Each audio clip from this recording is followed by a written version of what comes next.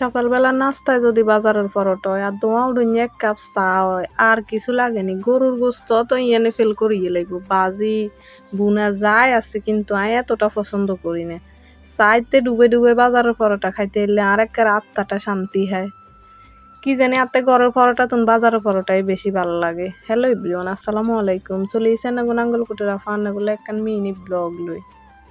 সকাল 6টা বাজে আর আব্বু বাজার তো নাকি পরোটা লই আনছে যাই হিয়ে ফজরের নামাজ হইয়ে বাজারে গেছে ওকে যাই পরোটা আনি আঙ্গুরে সেলাইছে আর হরে আর আম্মু চা বানাইছে বাজিয়ে ছিল এখান দিয়ে বেগুনি খাইছে কিন্তু আই বাজিয়ে এখান সামনে আসিল আর কিন্তু খাই না সাইড থেকে ডুবে ডুবে পরোটা এগুন খাইছে এত ভালো পরোটা হয়েছে। পরোটা শেফেরে ধন্যবাদ যাতে বানাইছেন।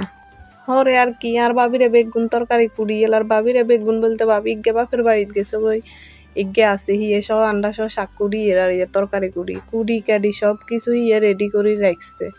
আর যে আর মিষ্টি কুমড়া আনবো কলমি শাক দিয়ে মাছ দিয়ে আনবো তারপরে ভর্তা বানাইবো আন্ডা কিন্তু প্রতিদিন ভর্তার আইটেম একখান থাই যে কোনো ভর্তা আর কাইলে আসিল সাজনা পাতার ভর্তা যে করছে শুটকি মাছের ভর্তা।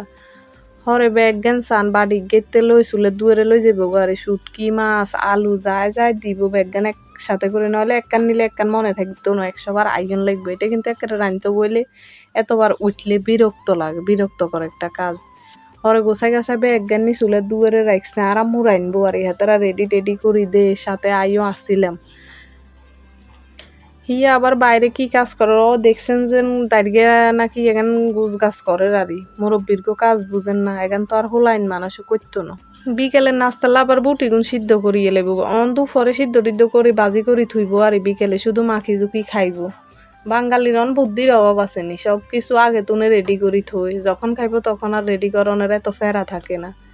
কি সুন্দর ধোঁধো করি হরে বাঁশ কথা কেন দিয়ে আর আগুন জ্বালাই দিছে সান।